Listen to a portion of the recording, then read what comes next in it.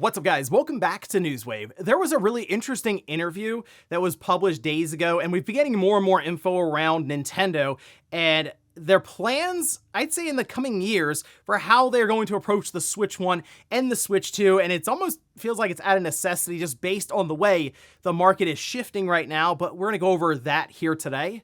Also, we are going to be talking about just the outlandish and even comical pricing around video cards right now, because based on a new report, somehow, some way, it looks like it's going to go higher. And we have Halo Campaign Evolve, which is out now, and it looks like with it releasing on PlayStation, based on charts and a few other things, Sony's platform might actually be the primary platform for Halo, which is just insane to think about, but we'll take a look at that and more. Guys, if you enjoy these videos, make sure you hit that like button, helps out a ton. And if you're new here to the Spawn Wave channel, make sure you subscribe down below. Guys, we have a weekday morning, 8 a.m. Eastern time, going over the world of gaming news, trying to keep you up to date here on YouTube, but also over on Spotify, video and audio included there, so you can check out the show on either channel, but just know that even if you don't get a notification, there's still a video here most likely to check out in the morning. And we're going to start today with Intergalactic, because Naughty Dog has been basically absent this entire generation when it comes to new original content. They've done their remasters or remakes, and they had the canceled Last of Us Online that we just don't speak about anymore. But Intergalactic is one that people are trying to place, and if it will make it in before Sony's next generation shows up on the scene, potentially at the end of 2027, well, we can see. Now, this was asked over on Twitter. A person asked Nate about this, confirmation as to exactly where Intergalactic is going to fall. He says 2027 is the intended target, and so we have God of War Lawfare to start off next year. I wouldn't be surprised if Intergalactic was maybe late summer, and then Sony had something cross-gen related for, say, a PlayStation 6 launch, and then with the PS5, think of Spider-Man Miles Morales, somewhere in there, right? So that would actually make a lot of sense for them lining up that release cadence for 2027, kind of the last final hurrah for the PS5 before the new system shows up on the scene that Sony then has to figure out how to sell at what's going to be, I'm sure, a pretty ridiculous price tag. But we'll see. At least for now, I guess God of War Lawfare, thinking Intergalactic, 2027, kind of two pillar releases there. Also, speaking of 2027, Final Fantasy Revelation is set to release. That will conclude the Final Fantasy VII Remake trilogy. The thing with Final Fantasy VII Rebirth, the trophy list, was pretty ridiculous. Like, it takes most people nearly 200 hours to platinum the thing, and Naoki Hamaguchi did talk about this a bit in a recent interview. This was actually over on express.co.uk, where he did kind of explain, yeah, I realized maybe those trophies were a little out there in terms of completing the whole game with a platinum trophy in a reasonable amount of time, so it appears that Final Fantasy VII Revelation will at least be somewhat easier. Doesn't mean that it's going to be less than, say, 100 hours to platinum the thing, but it's not going to be some ridiculous number of hours to get that platinum trophy to where it feels like a grind completely then, right? So that's something you want to avoid. I get the idea with trophies to keep people engaged with the game that they may have otherwise moved on from, hours and hours ago, but there is a bit of a limit there. Oh, and we did get a release date for Pokopia with the expansion pass, specifically the first part of it. This was actually shown over on their social media account. There's like a 40-second trailer here, and so this was a little confusing for people. There's a free update as well as a paid update. Okay, so the free update covers diving and underwater building, and then Bubbly Basin is a new town that is part of the paid content. Okay, it's releasing August 5th. This, of course, will roll into the next part of the DLC later on. But yeah, so there you go. Next week we'll have more content for Pokopia. That's also one I'm curious if Nintendo mentions it at all, I guess, at their financial report next week, because that seems like it's done very, very well, as we see it on the Japanese sales charts pretty consistently. But just in general, it was I'd say a bit of a surprise hit for 2026, and they're going to continue rolling along with things like this DLC to keep adding content. And guys, with some of the quick news out of the way, let's get into the bigger stuff. Let's start right away with Shigeru Miyamoto, who sat down with Famitsu for their 40th anniversary, and apparently it's like 18 pages long, and many excerpts have been coming out with them being translated over, and pointing out different things that have been discussed, as you figure Miyamoto has a pretty good understanding as to what's going on within Nintendo, whether it's games or, as we're seeing now with him getting very, very involved with theme parks and movies, even discussing things like lining up game releases with movie releases, like, hey, Star Fox is going to be in this new Mario movie. Maybe we should have some kind of Star Fox game.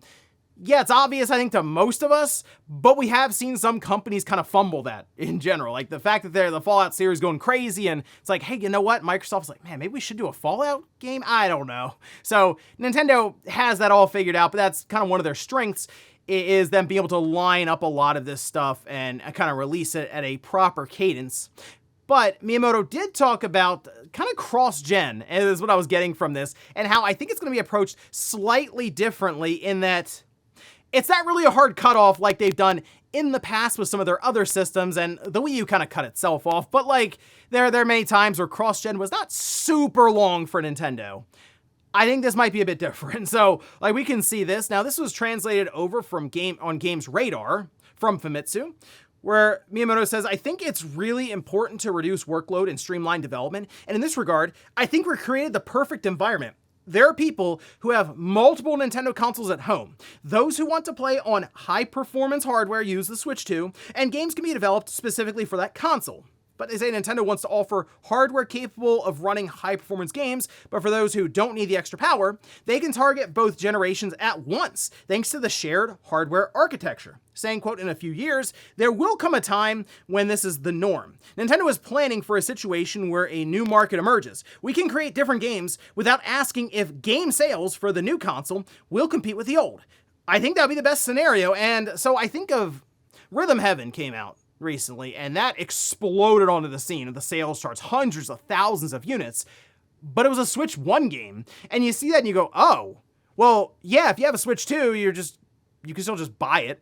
And sure, they can have updates, and then here comes Tamagotchi Life, and that explodes on the scene, tons and tons of copies, and that's a Switch 1 game. But I mean, you put on the Switch 2, it has a little update there, I guess, for it, and at least makes it look somewhat better there on the new platform. And that's the thing with Nintendo now, is they do have this shared architecture. I mean, even down to the name, Switch 1, Switch 2. And there is some oddities when it comes to, say, get a Switch 2 cartridge that's red, but it actually has the Switch 1 and the Switch 2 version on it all at once, so you can pop it into the Switch 1, and it will work. So the thing with Nintendo is, I think just out of necessity, they need to have a cheap system on the market.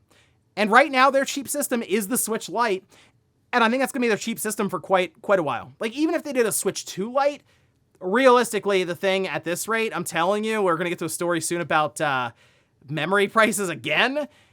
The Switch Lite might be $399, and that's the cheapest they can get the thing down to. So here comes the Switch Lite at $230, and it sounds crazy to say because that's more expensive than when it first came out, but that's the cheap system on the market, and it's the one that you would think about buying, say, for a younger child or something, maybe for the holidays, okay? But on top of that, remember, Nintendo wanted to be a multi-console per household company.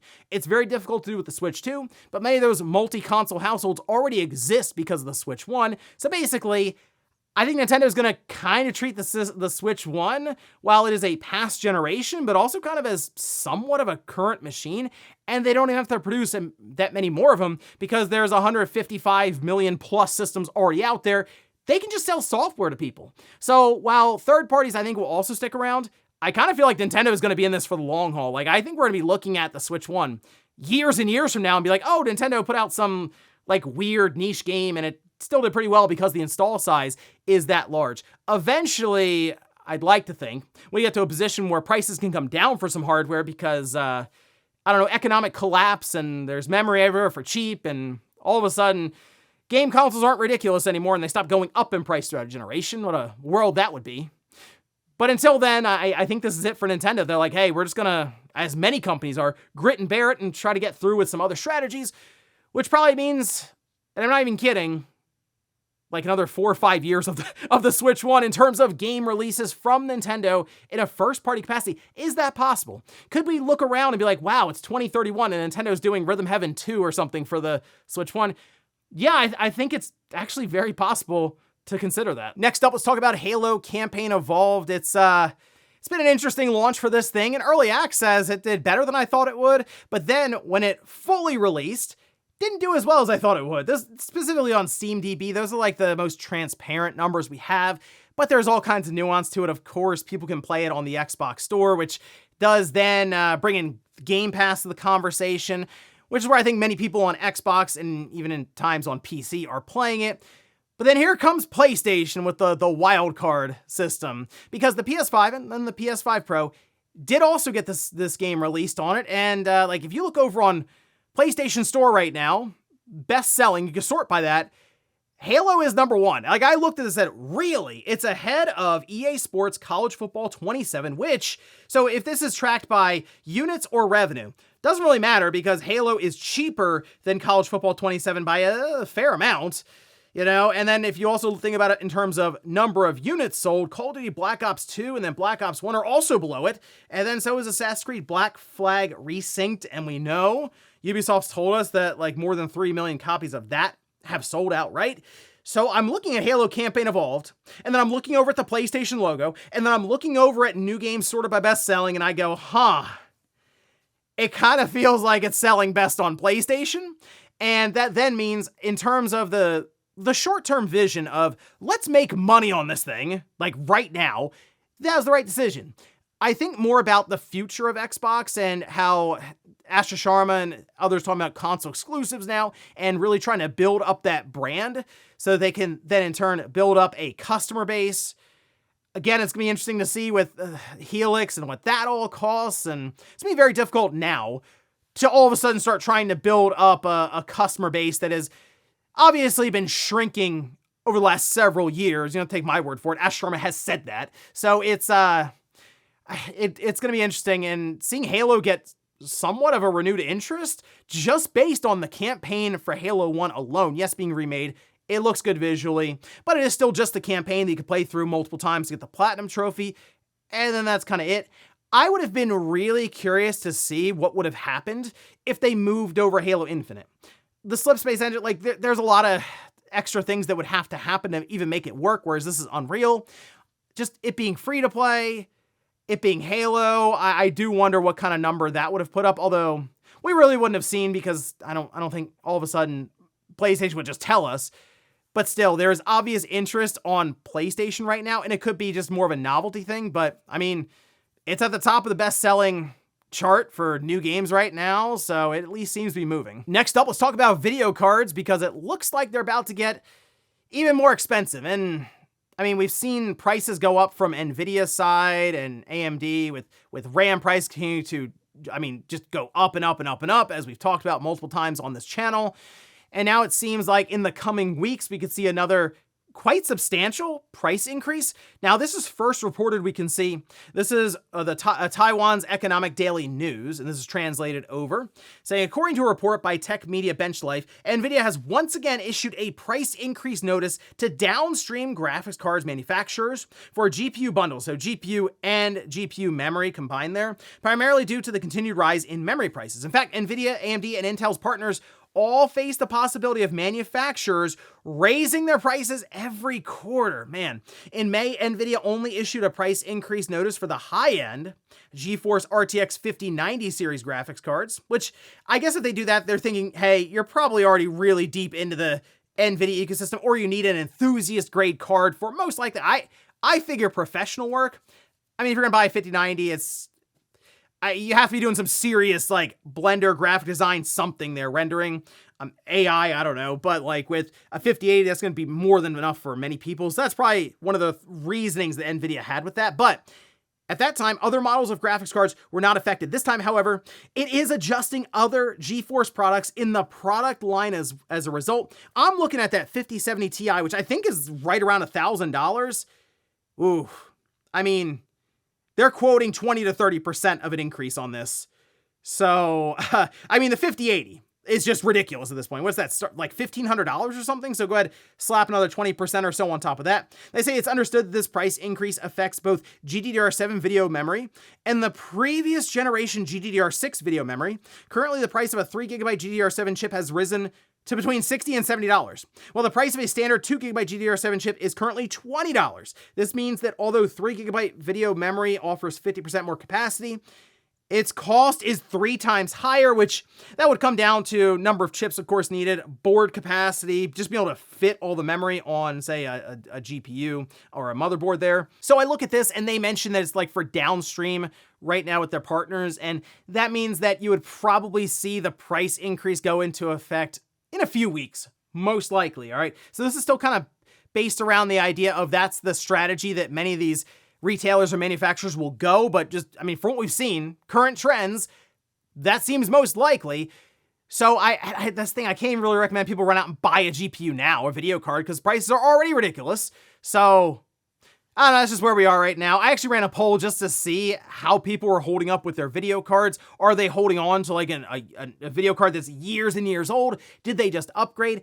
I know on AMD's side, there are some pretty good, I'd say, deals right now on video cards that like the 9060 that even has 16 gigabytes of VRAM. But even that, it seems like, is going to get out of that almost budget-oriented mindset. I say budget-oriented. It's like, oh, it's down to $600 for the card. It's like, man, I remember back in the day, a couple $100 would get you a decent enough video card. It's like, nah, those really were the old days, right? The Pepperidge Farm remembers days, and that's actually pretty sad. And in our last bit of news, let's talk about previews for Silent Hill Townfall, which is a game that I looked at and said, hey, that really reminds me of Condemned. Just kind of the perspective, first person, but also the fact that I mean, you're meleeing enemies with like wooden planks and stuff, but it had more of like that survival horror element intact, and I really like what I was seeing there. Well, previews went live, and it right now is looking pretty good, okay? So I can go down some of the details here that I was pulling from these different previews, and some of this was coming from like PlayStation Blog, for example, and then a few other outlets. Of course, first-person survival horror here. Simon, who's the main character, is actually going to be undergoing many, like a lot of psychological elements playing into the horror theme, so trying to blend in supernatural versus maybe things that Simon is kind of making up in his mind that he's seeing in front of him. So that could, I'm sure, lead to all kinds of really cool things happening in the game. The puzzles also tie into backstory, so it's not really just like random stuff. As you go around, you'll do things that do play into different characters that you're running across or events that happen, and kind of put the pieces together as you complete some of these smaller puzzles. Stealth, though, is encouraged as you go through the game, not necessarily mandatory because you have melee weapons, so you can just find them in the environment. Again, I mentioned a wooden plank, but as you hit enemies with it, it will then shatter or break in your hand, and you gotta try to find more. So you're pretty much constantly MacGyvering your way through, just finding resources or things you can hit people with. But you do have weapons. They are limited though. So like they mentioned a revolver, if you fire it, it's pretty loud and it's going to attract attention. So once again, trying to pull you away from that. 30 FPS quality mode. There's a 60 FPS performance mode. PS5 Pro enhanced visuals, of course, using PSSR. There's ray tracing for they say the foggy town, and there's red lit otherworld scenes as described with PlayStation Blog. DualSense haptics for melee impacts, blocking, firearms. So they're going to be using all like the different features of that DualSense, including gyro and motion controls. They even mentioned tuning the CRTV, which is kind of fun, and aiming. It's coming out September 24th, and it's unfortunate because it's very, very crowded, and this is a game that I am very, very interested in, so it's kind of managing that September to October time period just ahead of GTA 6. It's gonna be crazy all over the place, but this is one that I do have marked down on my calendar because everything I'm seeing right now looks like it could be really cool. And before we go to the comment of the day, we'll take a look at the poll that I posted up yesterday, where I ask, if you have a gaming PC, how old is your video card? Okay, 18% recently got a video card within the year. 33% 2 to 3 years. Man, 19% say 7 years or older. 30% though, 4 to 6 years old. That's kind of what I was thinking, that 4 to 6 years old would have been the majority. But I mean, 2 to 3 years now.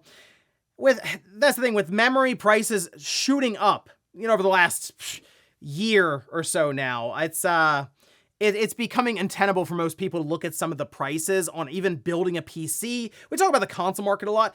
The PC building is crazy. You legitimately do go back generations of video cards, going back to DDR4. I saw some people mention DDR3, that's something. But we're even seeing older processors come back. There's a 4 gigabyte video card that is being offered to OEM manufacturers, apparently by AMD. It's the world's upside down right now with memory prices. So yeah, you're seeing companies get creative, and even that is difficult because The products they're announcing aren't even that much cheaper technically compared to what you would expect, say, out of a 4GB video card or a processor that's like half a decade old. And we'll finish up with the comment of the day as you're seeing here. This is from Made So Well saying, developers need to start focusing on 1440p games and make them drip with style. Ignore the next gen. Graphics chasing is dead. I do think something like 1440p will probably be a focus for, you can even say the PS6 or whatever next, Xbox Helix, only because they're going to be leveraging upscaling techniques, almost exclusively there going forward. And I think that's going to be a big part of it, is them also getting higher frame rates, and that's what people would prefer. 1440p with advanced upscaling to 4K, because you're just not really going to notice as much difference between that and native, and just aim for the higher frame rates. But I think you're right in that now more than ever going forward, a unique and interesting art style is worth so much more than aiming for a realistic tone, right? Like, the realistic tone now is being done with things like Unreal Engine, and it starts to get that Unreal Engine effect, or that look, where it looks kind of generic, even though it's not like an asset flip thing. They're still making all the assets and stuff, but it just has that realistic look that you feel like you've seen over and over and over again.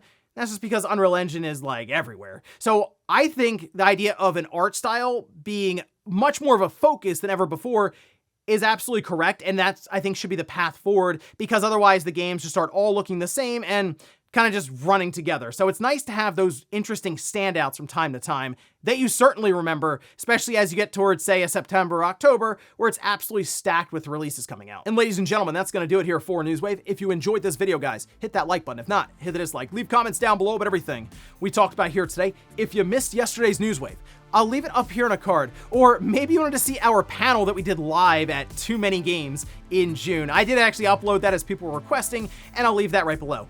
Thanks, guys, for watching, and I'll see you next time.